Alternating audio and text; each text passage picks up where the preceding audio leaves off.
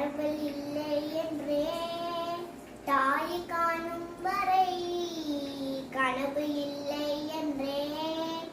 ஆசை தோன்றும் வரை காதல் பொய் என்று சொன்னேன் உன்னை காணும் வரை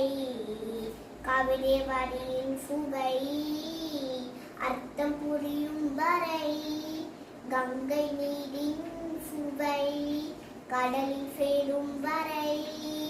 காதல் சுவை ஒன்றுதானே